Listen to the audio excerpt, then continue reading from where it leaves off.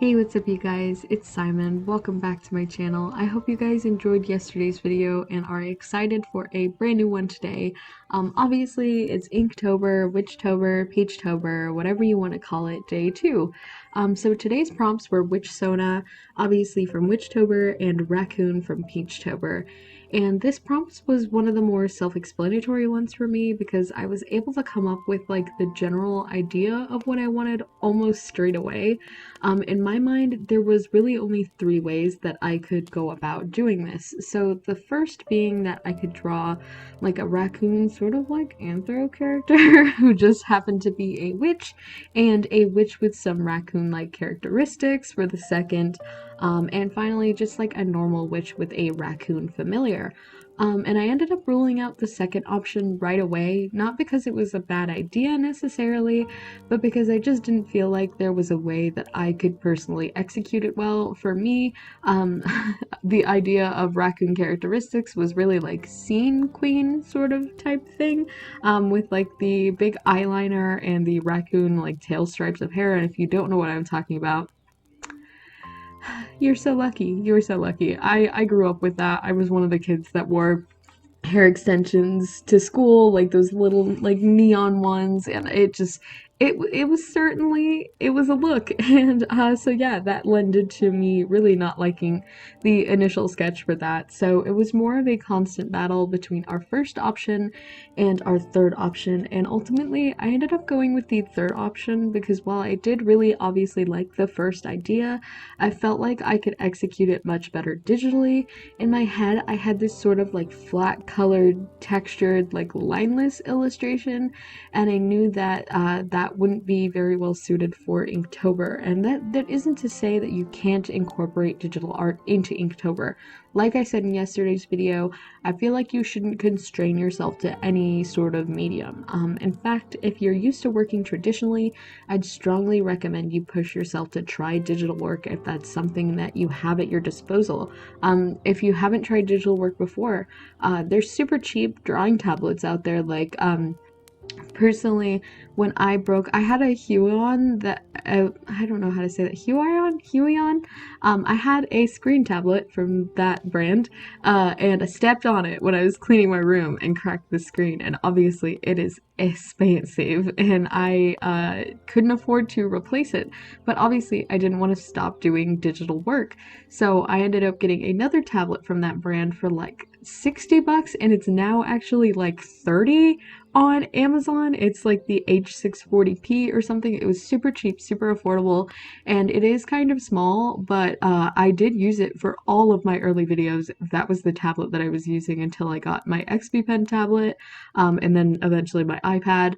But there's definitely some cheap ways to get into digital art, so if that's something that you want to do, if you're, like I said, used to working traditionally and you want to challenge yourself this Inktober, I would definitely recommend doing it because Inktober is less about ink and more primarily about challenging yourself to do something that you wouldn't normally do. So because of that, I feel like during Inktober, I'm better suited to working traditionally, because while I do tend to work with both mediums, a lot of the time the art that I do in my free time is more often than not digital. So I wanted to push myself to get more comfortable with my traditional materials, especially when it comes to inking. You'll see that despite my normal style of using like colored pencils for line work, I'm not doing any of that this Inktober, and that is because I again want to focus on line art. I've just been working with it a lot more recently. I of course love working linelessly or with very soft or colored lines, but lately I just really enjoyed work from people like Franard, and I'm gonna say her name wrong, but Nami Kanani, Cup of Jasmine, and just others who have really gorgeous, like solid line art, and that's something that I really wanted to try. I'm also using Inktober, I feel like, as a bit of a chance to explore my style because we're working with prompts that I'm already going to be ending up creating a lot of pieces that I don't think I would have pushed myself to make otherwise.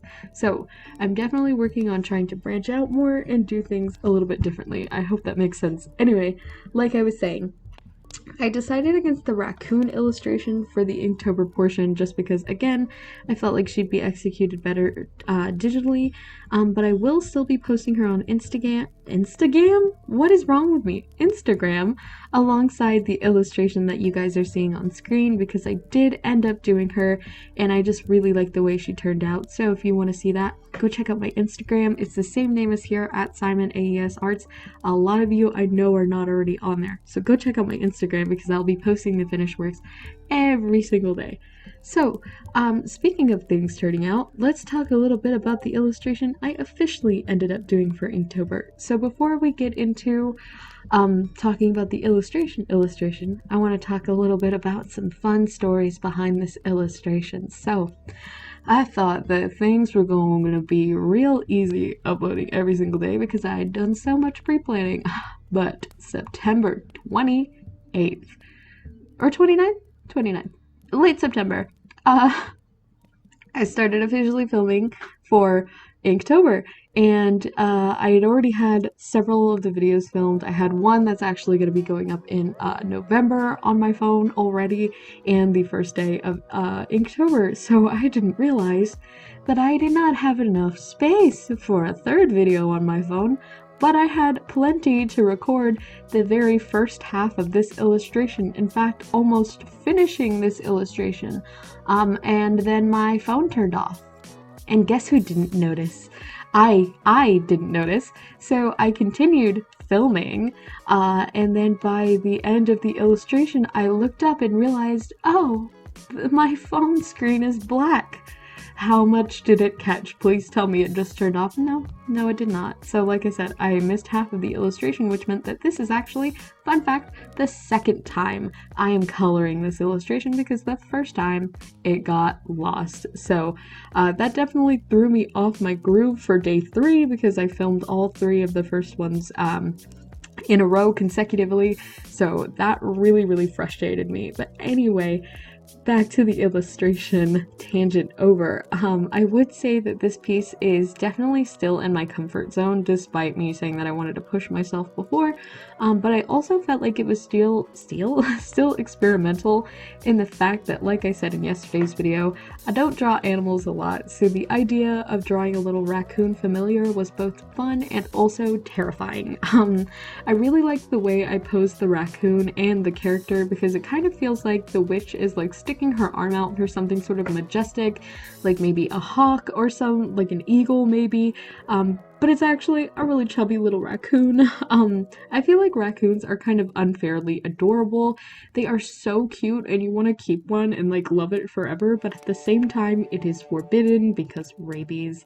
That is, unless that raccoon is magic and can speak to you. So, similarly to what I did with yesterday's illustration, I created a mood board full of pictures of raccoons and various witch designs on Pinterest that inspired me, but at the same time made it so difficult because I did not have a concrete aesthetic for this character yet.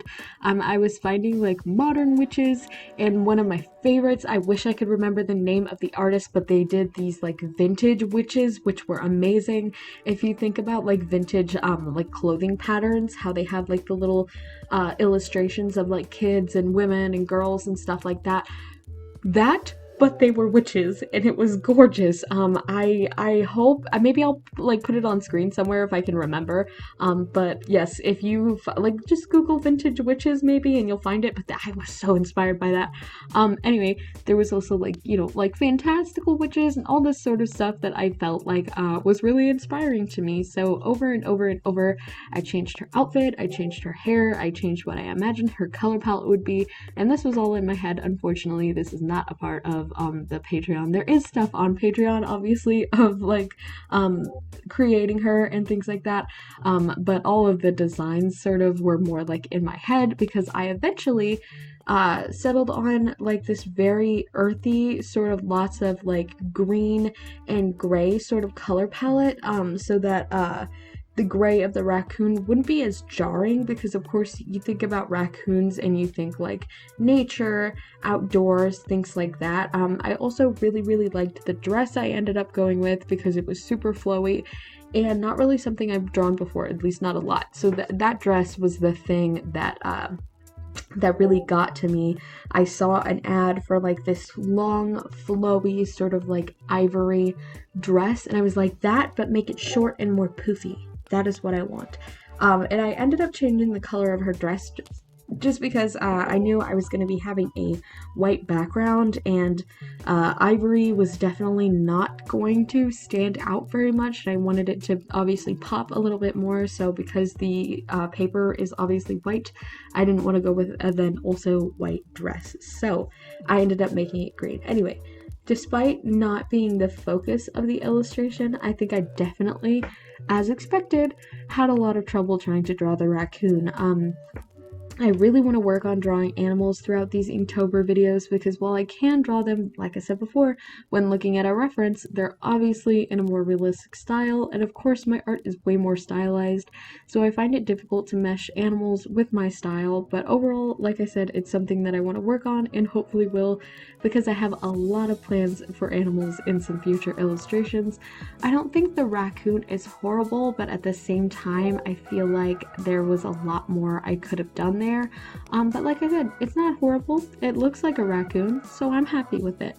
As for the materials, I decided to work with Copics for this illustration because I felt like it was something that was really sort of simple. I wanted to have like really rich, bold colors in contrast to the softer sort of colors that we had in yesterday's watercolor video.